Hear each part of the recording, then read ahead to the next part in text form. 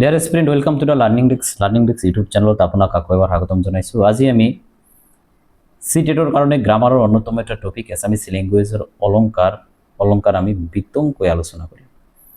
Exam পাৰ্সপেক্টিভত আমি আলোচনা কৰিম। আমি যিমান এক্সামৰ কাৰণে পঢ়িব লাগে ইমানখিনি আমি আলোচনা কৰিম, নট মোৰ দেন। কাৰণ অলংকাৰ টপিকটো গ্ৰামাৰৰ এটা সৰু টপিক নহয়, বহুতখিনি কভাৰ কৰে। যিমানখিনি আমাৰ কভাৰ কৰিব লাগে আচলতে এক্সামৰ কাৰণে সিমানখিনি আমি কভাৰ কৰিম। যিকোনো অলংকাৰ আমি কিয় ব্যৱহাৰ কৰোঁ? অলংকাৰ আমি ব্যৱহাৰ কৰোঁ যে ভাষাৰ সৌন্দৰ্য বৃদ্ধি কৰাৰ কাৰণে, যাতে ভাষা পঢ়িবলৈ ভাল লাগে, ভাষাৰ যাতে লয় তাল মানে পাঠকক আকৰ্ষিত কৰে, তাৰ কাৰণে আমি কি কৰোঁ? অলংকাৰ ব্যৱহাৰ কৰোঁ। এতিয়া অলংকাৰ সিম্পল কথাই যে যি বস্তু শোভা বা সৌন্দৰ্য বঢ়াই। আমি যেনেকুৱাই মানে মহিলাবিলাক যেনেকুৱা নানান ধৰণৰ অলংকাৰ, সোণৰ অলংকাৰ, ৰূপৰ অলংকাৰ ব্যৱহাৰ কৰি তেওঁলোকৰ সৌন্দৰ্য বঢ়ায়, তেনেকুৱা ভাষাৰ কিছুমান অলংকাৰ আছে। অলংকাৰ মূলতে দুটা ভাগত ভাগ কৰিছে। এটা হৈছে শব্দ অলংকাৰ আৰু এটা হৈছে অৰ্থ অলংকাৰ। শব্দ অলংকাৰ হৈছে ইয়াত শব্দৰ বিন্যাসৰ ওপৰত কাম কৰিব। ইয়াত শব্দ কেনেকৈ ব্যৱহাৰ কৰিছে, ইয়াত শব্দৰ ফনিং বৰ্ণ কেনেকৈ ব্যৱহাৰ কৰিছে, লেটাৰ কেনেকৈ ব্যৱহাৰ কৰিছে, বা ধ্বনি মানে সাউন্ড কেনেকুৱা, তাৰ ওপৰত শব্দ অলংকাৰ মূলত কাম কৰিব। তাৰ মানে শব্দটো কেনেকুৱা ৰিপিটেশন হৈছে, বৰ্ণটো কেনেকুৱা ৰিপিটেশন হৈছে, ধ্বনিটো কি হৈছে, ইয়াৰ ওপৰত শব্দ অলংকাৰ কাম কৰিব। এতিয়া শব্দ অলংকাৰত চাব, শব্দ অলংকাৰতকৈ অৰ্থ অলংকাৰ অলপ বেলেগ। অৰ্থ অলংকাৰ ইয়াত মূলত অৰ্থ ভাৱ তাৰ লগত কাম কৰে। ইয়াত কি শব্দৰ যিকোনো সাউন্ডৰ গুৰুত্ব তুলনামূলকভাৱে কমি যায়। ইয়াত শব্দ কি শব্দ ব্যৱহাৰ কৰিছে, শব্দৰ অৰ্থ কি, ভাৱ কি, ইয়াৰ বিষয়ে এই অৰ্থ অলংকাৰত আলোচনা কৰে। যিকোনো এই শব্দ অলংকাৰত এটা বিশেষত্ব হৈছে, এই শব্দ অলংকাৰত আপুনি যদি এটা শব্দ যদি ৰিপ্লেস কৰি দিয়ে বেলেগ এটা শব্দৰ দ্বাৰা, তেনেহ'লে অলংকাৰ নষ্ট হৈ যাব। কিন্তু অৰ্থ অলংকাৰত যদি আপুনি ৰিপ্লেস কৰি দিয়ে তথাপি অলংকাৰ কি নহয়, নষ্ট হৈ নাযায়। কাৰণ ইয়াত শব্দৰ ৰিপিটেশনৰ ওপৰত গুৰুত্ব নিদিয়াই হয় প্ৰায়। ইয়াত গুৰুত্ব দিয়া হয় কিহৰ? অৰ্থৰ ওপৰত, ভাৱৰ ওপৰত ইয়াৰ গুৰুত্ব বেছি।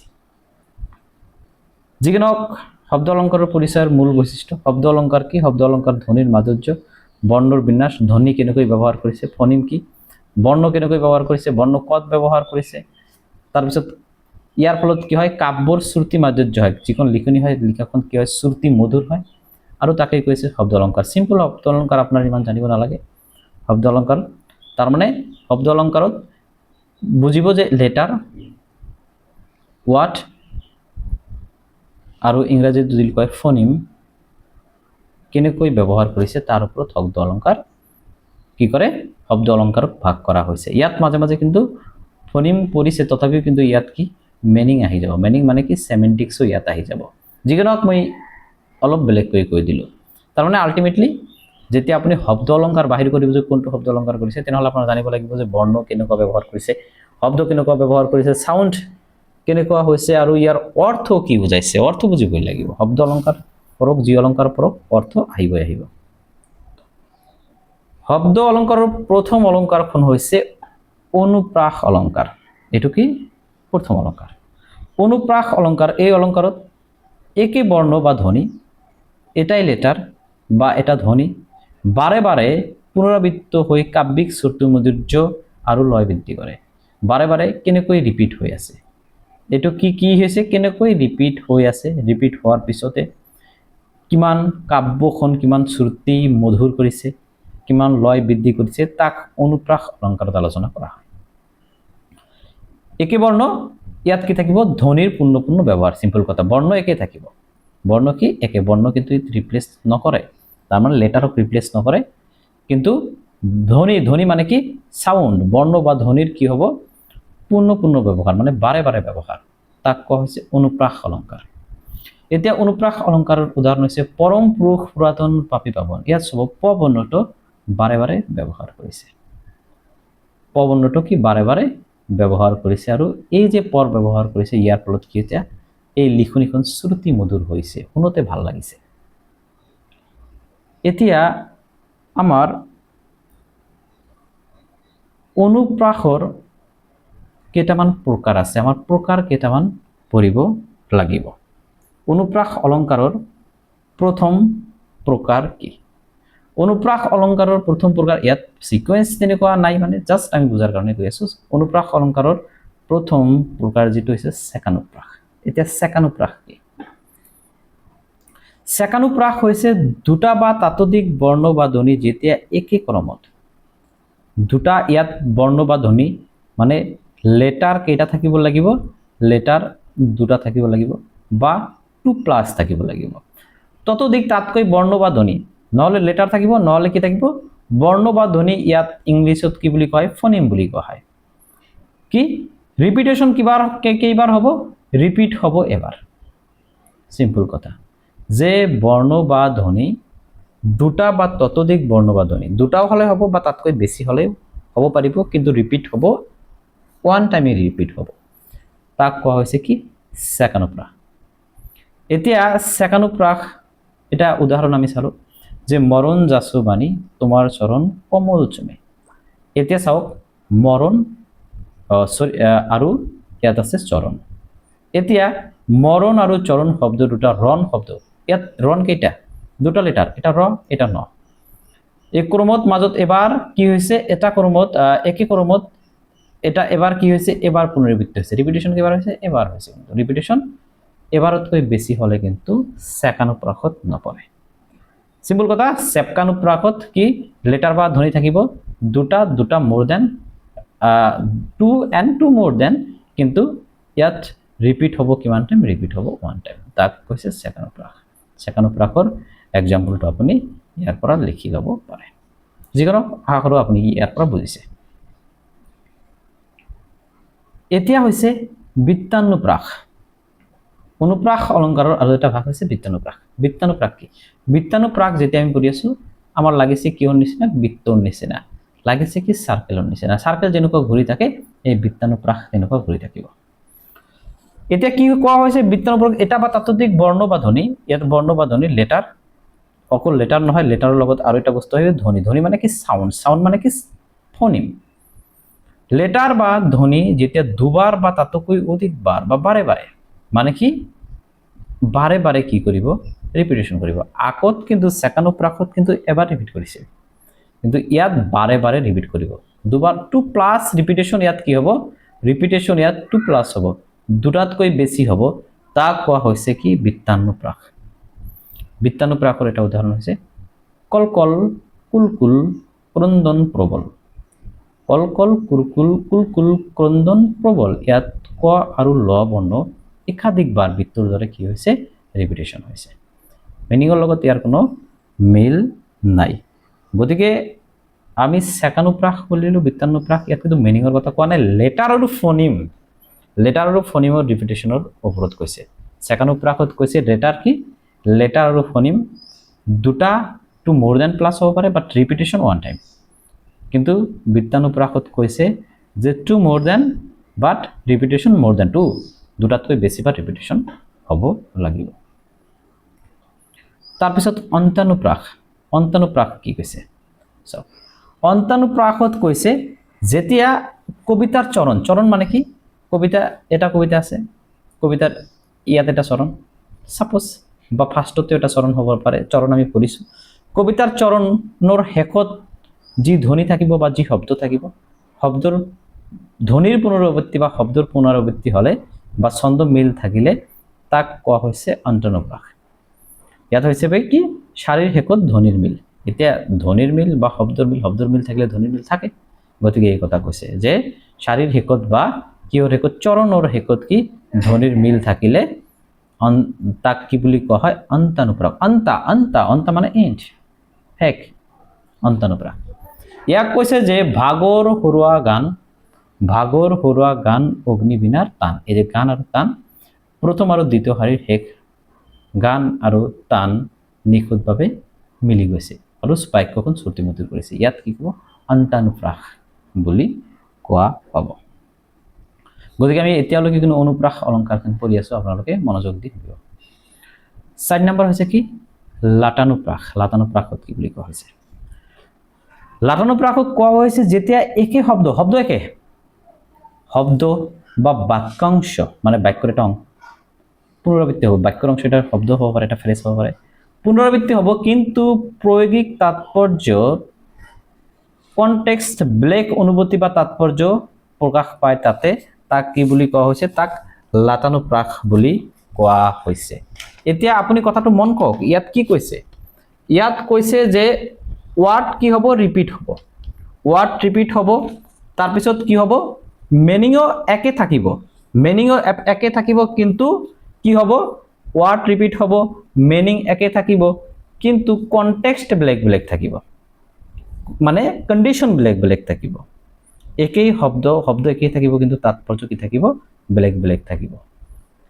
অৰ্থ কিন্তু একেই, ইয়াত চাব শব্দ এক, শব্দ সেম থাকিব, অৰ্থ সেম, অৰ্থৰ পৰিৱৰ্তন হ'ব, অৰ্থ সেম মনত ৰাখিব, কিন্তু কনটেক্সট যেতিয়া পৰিৱৰ্তন হ'ব তেতিয়া আপুনি অৰ্থৰ কি আহিব, পৰিৱৰ্তন আহি পৰিব, কিন্তু লিটাৰেৰী অৰ্থৰ কোনো পৰিৱৰ্তন নাই ইয়াত।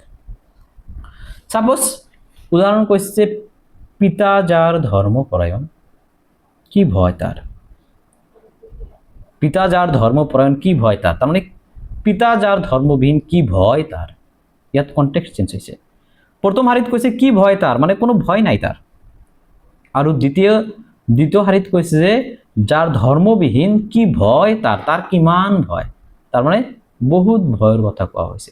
চাওক কি ভয় লিটাৰেৰি মিনিং একে, কিন্তু কনটেক্সট চেঞ্জ হোৱাত মিনিং কি হৈছে, চেঞ্জ হৈছে। এতিয়া লাতানুপ্ৰাস, ইয়াত কি, ইয়াত শব্দ এক ৰিপিটেশ্যন হ'ব, তাৰপিছত ইয়াত শব্দ এক থাকিব, অৰ্থ এক থাকিব, কনটেক্সট বেলেগ বেলেগ থাকিব, কনটেক্সট যেতিয়া বেলেগ বেলেগ থাকিব তেতিয়া আল্টিমেটলি কি হৈ যাব, আপোনাৰ মিনিংৰ এটা মুড চেঞ্জ হৈ যাব আৰু কি। ইমান জানক আৰু জানিব নালাগে। এতিয়া চাওক অনুপ্ৰাসৰ প্ৰকাৰ কিন্তু পঢ়িলোঁ, আৰু কিন্তু পঢ়িব লাগিব। এতিয়া যমক অলংকাৰ, যমক অলংকাৰ কি, যমক অলংকাৰ হৈছে এটা শব্দ বা শব্দাংশ একাধিকবার ব্যবহার হৈ প্রতিবারে বেলেগ বেলেগ অর্থ প্রকাশ করলে তাক যমক অলংকার বলে। এটা শব্দ বা শব্দাংশ কি হব, এটা শব্দ বা শব্দাংশ একাধিকবার ব্যবহার হব, রিপিট হব, রিপিট কি, রিপিট একাধিকবার হব পাৰিব, একাধিকবার রিপিট হব, কিন্তু অর্থ কি থাকিব, ইয়াত অর্থ থাকিব কিন্তু ইয়াত বেলেগ বেলেগ অর্থ প্রকাশ করলে তাক যমক অলংকাৰ বলে। এতিয়া চাওক অনুপ্ৰাস, গতিকে যমক অলংকাৰ আৰু অনুপ্ৰাস অলংকাৰৰ কিন্তু মাজত এটা কি আছে, পাৰ্থক্য আছে, পাৰ্থক্যখিনি আপোনাৰ জানিব লাগে। ইয়াত সেম কথা কৈছে যে অনুপ্ৰাস অলংকাৰৰ বৰ্ণ বা ধ্বনিৰ কি থাকিব, বৰ্ণ বা ধ্বনিৰ মিল থাকিব, কিন্তু এই যমক অলংকাৰত কিন্তু সমগ্ৰ শব্দৰ পুনৰাবৃত্তিৰ কথা ইয়াত কোৱা হৈছে। যিকি নহওক যমক অলংকাৰত ভাৰত বিখ্যাত। আৰু এটা এক্সাম্পল লওঁ যে কালিক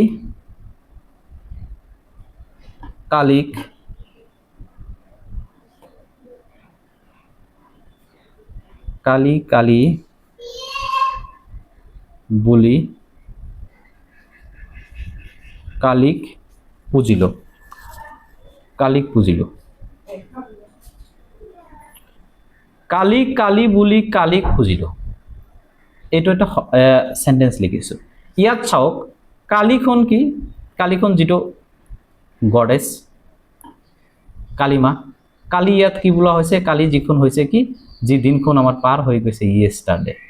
হ্যাঁ, ইয়াত চাওক যে শব্দ কিন্তু একেই, এই কালি আৰু এই কালি শব্দ একে, কিন্তু অৰ্থ ইয়াত বেলেগ বেলেগ। কালি বুলি কালিক পুজিল, ইয়াত এটা উদাহৰণ ভাৰত বিখ্যাত। ইয়াত প্ৰথম ভাৰত কি, ভাৰতবৰ্ষ বুজাইছে, আৰু দ্বিতীয় ভাৰত কি, মহাভাৰতৰ কাহিনী যে কিছুমান মহামণ্ডিত যে ব্যক্তি আছিল সেই ব্যক্তিত্ববিলাকক বুজাইছে। যিকি নহওক এইখিনি যদি আপুনি নুবুজে তেনেহ'লে ইয়াত মনত ৰাখিব যে কালিক বুলি কালিক পুজিল। যমক অলংকাৰত কি কৰা হয়, একে শব্দ, কিন্তু একে শব্দ সাউন্ড একে, বাট কি ইয়াত অৰ্থৰ মাজত কি থাকিব, নানান ধৰণৰ অৰ্থৰ মাজত কি থাকিব, পাৰ্থক্য থাকিব। এতিয়া চাওক শ্লেষ অলংকাৰ। শ্লেষ অলংকাৰ হৈছে যেতিয়া কোনো বাক্যত এটা শব্দ মাত্ৰ এবাৰ ব্যৱহাৰ কৰি প্ৰসংগভেদে একাধিক বা দুটা বা ততোধিক অধিক ভিন্ন অৰ্থ প্ৰকাশ কৰে। শব্দ কি কৰিব, শব্দ এবাৰ ব্যৱহাৰ কৰিব, শব্দ এবাৰ ব্যৱহাৰ কৰিব কিন্তু অৰ্থ থাকিব কি অৰ্থ থাকিব দুটা অৰ্থ একাধিক সুকীয়া অৰ্থ বহন কৰিব যেতিয়া কোনো বাক্যত এটা শব্দ মাত্ৰ এবাৰ ব্যৱহাৰ কৰি প্ৰসংগভেদে একাধিক বা ভিন্ন অৰ্থ প্ৰকাশ কৰা হয় ইয়াত শব্দ এবাৰ ব্যৱহাৰ কৰিব কিন্তু শব্দ কিন্তু ৰিপিট নহব শব্দ এবাৰ ব্যৱহাৰ হ'ব কিন্তু এবাৰ ব্যৱহাৰ হোৱাৰ ফলত ইয়াত এবাৰ ব্যৱহাৰ হলেও কি হ'ব অৰ্থ ইয়াত কি হ'ব অৰ্থ ইয়াত বেলেগ হ'ব যেনে যদি কোৱা হয় যে মধু মধুৰ এটা লিখিলো মধু মধুৰ এটা আছে মধু মধু যিকোনো আছে হানি আৰু এটা হৈছে কি মধুৰ শব্দ চাওক শব্দ কিন্তু ইয়াৰ সুকীয়া অৰ্থ ব্যৱহাৰ কৰিছে এটা হৈছে মধু মধু এটা কি হানি বুলি কোৱা হৈছে যেতিয়া আৰু যেতিয়া মধু মধুৰ বুলি কোৱা হৈছে তেতিয়া মধুটোৰ যে মানে এটা মানে সুহাদু যেটা বস্তু এই কথা ইয়াত উল্লেখ কৰিছে তাৰ মানে শ্লেষ অলংকাৰত কি শব্দ এটা থাকিব কিন্তু একাধিক সুকীয়া অৰ্থ বহন কৰে ইয়াৰ পিছত কি চাওক পুনৰুক্তবাদ বা অলংকাৰ ইয়াত কৈছে যে পুনৰুক্তবাদ বা অলংকাৰ এনেকুৱা এখন অলংকাৰ ইয়াত পুনৰ কোৱা বুজায় এটা কথা ৰিপিট হয় শব্দ এটা ৰিপিট হয় লাগে এনেকুৱা যে সেম শব্দ সেম মিনিং কেৰি কৰিব কিন্তু আপুনি যদি এই মিনিংখন নিখুঁতভাৱে চায় তেনেহলে আপুনি চাব যে শব্দ দুটা মাজত আসলতে মিনিংৰ মাজত যথেষ্ট পাৰ্থক্য থকা দেখা যায় ইয়াত কি কৈছে চাওক যত আপাত দৃষ্টিত কোনো শব্দৰ পুনৰুক্তি ঘটা যেন লাগে একে অৰ্থ যেন লাগে কিন্তু গভীৰভাৱে যদি আপুনি বিচাৰ কৰে তেনেহলে দুটা শব্দৰ কি এটা সুকীয়া দুটা শব্দৰ কি অৰ্থ সুকীয়া আছে তাক পুনৰুক্তবাদ বা অলংকাৰ বুলি কোৱা হয় ইয়াত যদি কোৱা হয় যে এটা এক্সাম্পল লও যে তুমি তুমি যেন নোহোৱা ইয়াত মই লিখিলো তুমি তুমি যেন নোহোৱা ইয়াত মই লিখিলো যে তুমি তুমি যেন নোহোৱা ইয়াত চোৱা তুমি তুমি যেন নোহোৱা তুমি তুমি যেন একে লাগিছে কিন্তু যেতিয়া আমি ইয়াৰ বিষয়ে যেতিয়া মানে বাক্যটো যেতিয়া আমি গভীৰভাৱে চাম তেতিয়া আমি এটা বস্তু ইয়াৰ পৰা লক্ষ্য কৰিম যে তুমি যিখন তুমি তুমি যেন নোহোৱা কৈছে তাৰ মানে এটা তুমি এনেকুৱা বুজাইছে যে যেটো তোমাৰ পাষ্ট আৰু যেটো তোমাৰ প্ৰেজেন্ট দুটাৰ মাজত কি আছে যথেষ্ট এটা অমিল আছে সেই কাৰণে কৈছে তুমি তুমি যেন নোহোৱা গতিকে পুনৰুক্তবাদ অলংকাৰত দেখাত এনেকুৱা যেন লাগে যে দুটা শব্দ ৰিপিট হৈছে শব্দ দুটাৰ অৰ্থ একেই কিন্তু যদি ভিতৰে যদি চোৱা যায় তেনেহলে এনেকুৱা যেন লাগিব যে শব্দ দুটাৰ অৰ্থৰ মাজত কি থাকে যথেষ্ট অমিল আছে যদি কোৱা হয় গছে গছে ফুল ফুলিছে তেনেহলে এটা গছত নহয় ব্লেক ব্লেক গছত ফুল ফুলিছে ইয়াত লাগিলে এনেকুৱা লাগিব যে এটা গছৰ কথাই কোৱা হৈছে কিন্তু আসলতে ইয়াত দুটা গছৰ কথা কোৱা হৈছে এই ক্ষেত্ৰত এই অলংকাৰ বিলাক কি কোৱা হয় পুনৰুক্তবাদ অলংকাৰ বুলি কোৱা হয়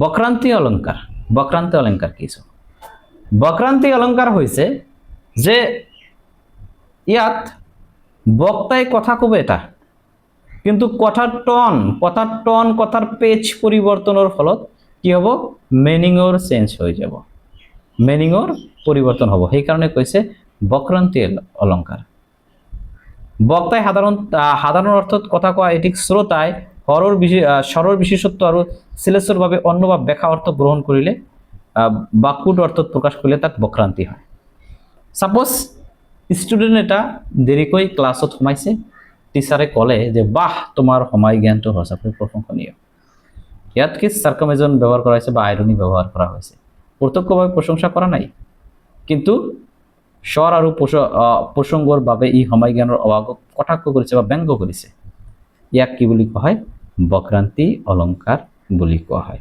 গতিকে মই ভাবো যে শব্দ অলংকাৰ যদি আপুনি ইয়াৰ পৰা প্ৰিপাৰেচন কৰে আসলতে মই এছামিছত এমএ নহও বা আপোনাৰো মানে আপোনাৰো সিটেটৰ কাৰণে যে এছামিছত এমএ হ'ব লাগিব গ্ৰামাৰৰ কাৰণে যে মাষ্টাৰি কৰিব লাগিব এনেকুৱা নহয় এক্সেসিভ সময় ইয়াত অতিবাহিত কৰিব নালাগে। সো আপুনি যদি কনটেক্সট বেস যদি আপুনি কৰে দেন অবভিয়াসলি শব্দ অলংকাৰৰ পৰা যিকোনো কোৱেশ্চন ইয়াৰ পৰা আহিব। ইয়াৰ পিছত আমি পঢ়িম অৰ্থ অলংকাৰ। আমি শব্দ অলংকাৰ শেষ কৰিলো, এতিয়া আমি পঢ়িম অৰ্থ অলংকাৰ। অৰ্থ অলংকাৰ ইয়াত এটা শব্দ আছে অৰ্থ। অৰ্থ মানে ইয়াত মিনিংৰ ওপৰত মেইনলি বেছি কি কৰা হ'ব, গুৰুত্ব দিয়া হ'ব, অৰ্থৰ ওপৰত গুৰুত্ব দিয়া হ'ব। যেনেকৈ শব্দ অলংকাৰৰ শব্দ বৰ্ণ বিন্যাসৰ ওপৰত গুৰুত্ব দিয়া হৈছে, অৰ্থ অলংকাৰত কিন্তু এইটো পাৰ্সপেক্টিভ সম্পূৰ্ণকৈ কি কৰা হয়, নেগলেক্ট কৰা হয়। এতিয়া চাওক অৰ্থ অলংকাৰৰ এইটো কি শব্দৰ অৰ্থ ভাৱ, কল্পনা, তুলনা, বিপরীত শব্দ বা অতিরঞ্জনা আদির দ্বারা কি সাহিত্যিক সৌন্দর্য বা চমৎকারিতা বৃদ্ধি পায়, ইয়াত তাকে অর্থ অলংকার বলে। অর্থ অলংকারের মূল বৈশিষ্ট্য হয়েছে কি শব্দর অর্থের ওপৰত নিৰ্ভৰশীল। ইয়াত যদি আপনি শব্দখন যদি ৰিপ্লেস কৰে দিয়ে বেলেগ এটা শব্দৰ দ্বাৰা, তেনেহলে ইয়াত কোনো ইম্প্যাক্ট নপৰে। এতিয়া শব্দ অলংকাৰ তুলনামূলকভাৱে অলপ টান হলেও অৰ্থ অলংকাৰ কিন্তু ইয়াতকৈ অলপ ইজি আছে। আপুনি এবাৰ চালেই বিন্দাস আপুনি বুজিব বা এনসাৰ কৰিব পাৰিব। উপমা অলংকাৰ। উপমা অলংকাৰ মানে কি, ইয়াত ইংৰাজী ভাষাত কোৱা হয় সিমিলি। যেতিয়া দুটা ভিন্ন বস্তুৰ মাজত কি সাদৃশ্য দেখুওৱা হয় তাক কোৱা হয় উপমা অলংকাৰ। ইয়াত কোৱা হৈছে তোমাৰ মুখ চন্দ্ৰৰ দৰে সুন্দৰ। দুটা ভিন্ন বস্তু, এটা মুখ আৰু এটা চন্দ্ৰ, দুটা কিন্তু ভিন্ন বস্তু, কিন্তু দুটাৰ মাজত কি কৰা হৈছে, দুটাৰ মাজত তুলনা কৰা হৈছে। ইয়াত কোৱা হৈছে যে যাক তুলনা কৰা হয়, কাক তুলনা কৰা হৈছে, মুখক তুলনা কৰা হৈছে, তেনেহলে মুখখন হ'ব কি উপমেয়। আৰু কাৰ লগত তুলনা কৰা হৈছে, চন্দ্ৰৰ লগত তুলনা কৰা হৈছে, যাৰ লগত তুলনা কৰা হয় তাক কোৱা হয় কি উপমান। দুয়ৰ উমৈহতীয়া গুণখন হৈছে কি, চন্দ্ৰও সুন্দৰ মুখখনো সুন্দৰ, গতিকে ইয়াত সুন্দৰখন কি সাধাৰণ এটা ধৰ্ম। আৰু ইয়াত কিছুমান শব্দ ব্যৱহাৰ কৰা হৈছে, দৰে, নিচিনা, এনেকুৱা শব্দ কি বুলি কোৱা হয়, উপমাবাচক শব্দ। গতিকে উপমা অলংকাৰত কিন্তু এই কথা আপোনাৰ মনত ৰাখিব লাগিব যে উপমেয় কি, উপমেয় মানে যাক তুলনা কৰা হয়। উপমেয় হৈছে মেইন সাবজেক্ট, মেইন সাবজেক্টখন হৈছে উপমেয়। আৰু উপমান হৈছে কি, উপমান সাধাৰণতে আপুনি ক'বলৈ গ'লে ইয়াত কি হ'ব, এডজেক্টিভ মানে বিশেষ্য, সাবজেক্টৰ বিশেষ্য বুজাৰ কাৰণে কি বুজাইছে, ইয়াত চন্দ্ৰৰ লগত তুলনা কৰা হৈছে। ইয়াত চন্দ্ৰটো এটা নাউন, কিন্তু চন্দ্ৰটো কাম কৰিছে কি এডজেক্টিভৰ নিচিনা কাম কৰিছে। এতিয়া চাওক ৰূপক অলংকাৰ। ৰূপক মানে যে মেটাফৰ। ৰূপক অলংকাৰ ইয়াত উপমেয় আৰু উপমানৰ মাজত অভেদ বা একাত্মতা আৰোপ কৰি উপমেয়ক পোনপটীয়াকৈ উপমানৰ ৰূপ দিলে ৰূপক অলংকাৰ হয়। তাৰ মানে ইয়াত কি কৰা হয়, উপমেয় আৰু উপমানৰ মাজত মানে যে যি বাধা থাকে, যি ডিফাৰেন্সিয়েট থাকে, যি পাৰ্থক্য থাকে, সেই পাৰ্থক্য কি কৰা হয়, পাৰ্থক্য নেগলেক্ট কৰা হয়, পাৰ্থক্য বাদ দিয়া হয়, তাক কোৱা হৈছে ৰূপক অলংকাৰ বা মেটাফৰ বুলি কোৱা হৈছে। এতিয়া জীৱন এখন নদী, ইয়াত জীৱনটোই নদী কৈছে। তোমাৰ হাঁহি এক সোণালী ৰশ্মি, হাঁহিটোই কি বুলি কৈছে, সোণালী ৰশ্মি বুলি কোৱা হৈছে। ইয়াক কিন্তু তুলনা কৰা নাই, উপমেয় বা উপমানক কি কৰা নাই, তুলনা কৰা নাই। ইয়াৰ মাজত যি পাৰ্থক্য আছে এই পাৰ্থক্য কি কৰা হৈছে, পাৰ্থক্যত নেগলেক্ট কৰা হৈছে। গতিকে ৰূপক অলংকাৰ আৰু সিমিলি যে আছে, সেই সিমিলি বা উপমা অলংকাৰ ৰূপক অলংকাৰ কিন্তু জানিব লাগিব। কি এই যে উপমা অলংকাৰ যে আছে ইয়াক কিন্তু তুলনা কৰা হয়, কিন্তু ইয়াত কিন্তু কোনো ধৰণৰ তুলনা কৰা নহয়, সেই বস্তুটোৱে সেইটো কোৱা হয়। উপমেয় আৰু উপমানক একেই বুলি কোৱা হয়। তাৰপিছত উৎপ্ৰেক্ষা, পয়েটিক ফ্যান্সি। উৎপ্ৰেক্ষা অলংকাৰ মানে কি, উৎপ্ৰেক্ষা অলংকাৰ কোনো বস্তু বা ব্যক্তিৰ মাজত আন এটা বস্তুৰ সম্ভাৱনা, এটা বস্তুৰ মাজত আন এটা বস্তুৰ সম্ভাৱনা অনুমান বা কল্পনা কৰাক উৎপ্ৰেক্ষা অলংকাৰ হয়। মানে এটা বস্তুৰ মাজত আন এটা বস্তু যেতিয়া চোৱা হয়। চাওক তাইৰ মুখখন যেন চন্দ্ৰ হয়, তাৰ মানে মুখটোই যেন চন্দ্ৰ, ইয়াক কি কৰা হৈছে, ইয়াক কল্পনা কৰা হৈছে, মুখৰ লগত চন্দ্ৰৰ কল্পনা কৰা হৈছে। আগত কিন্তু মানে আগৰ যি অলংকাৰ যি আমি পঢ়িছো, যি সিমিলি আমি পঢ়িছিলো, উপমা যে পঢ়িছিলো, উপমাক কিন্তু কল্পনা কৰা নহয়, উপমাক কল্পনা কৰা নহয়, উপমাক কৰিছে তুলনা। কিন্তু উৎপ্ৰেক্ষা অলংকাৰ বা পয়েটিক ফ্যান্সিত কি কৰা হৈছে, ইয়াত কল্পনা কৰা হৈছে। উপমা অলংকাৰত কোৱা হৈছে তাইৰ মুখ চন্দ্ৰৰ দৰে, কিন্তু উৎপ্ৰেক্ষা অলংকাৰত কৈছে তাইৰ মুখ যেন চন্দ্ৰ হে।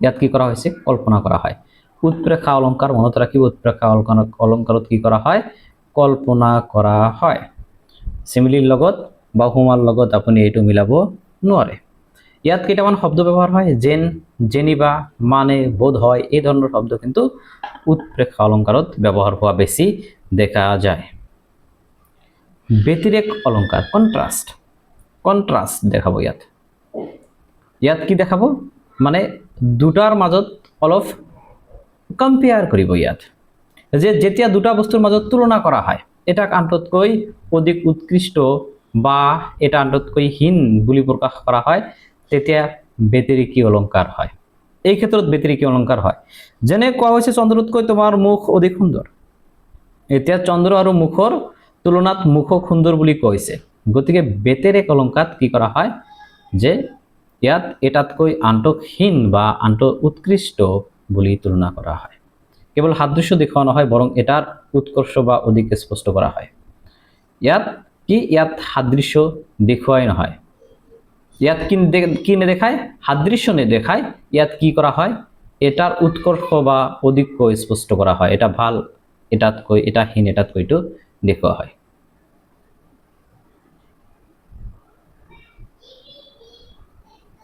অर्थान्तरन्यास অলংকাৰ ইয়াত কি কৈছে অर्थान्तरन्यास অলংকাৰত কৈছে যে কোনো বিশেষ বক্তব্য কোনো এটা সেন্টেন্স কোনো এটা স্টেটমেন্ট আন এটা সাধারণ বা সমৰ্থকাৰী বক্তব্য আৰু এটা স্টেটমেন্টৰ দ্বাৰা যেতিয়া বিশ্বাসযোগ্য কৰা হয় তাক অर्थान्तरन्यास অলংকাৰ বলা হয় তাৰ মানে এটা স্টেটমেন্টক সাপোৰ্ট কৰাৰ কাৰণে আৰু এটা স্টেটমেন্ট যে পৰিশ্ৰম কৰিলে সফলতা আহে এটা স্টেটমেন্ট পৰিশ্ৰমৰ ফল কেতিয়াও বিফল নাযায় এই যে সেকেন্ড স্টেটমেন্টৰ দ্বাৰা ফাৰ্স্ট স্টেটমেন্টক কি কৰা হৈছে সাপোৰ্ট কৰা হৈছে আৰু অধিক জোৰ দিয়া হৈছে ইয়াক কোৱা হৈছে অर्थान्तरन्यास অলংকাৰ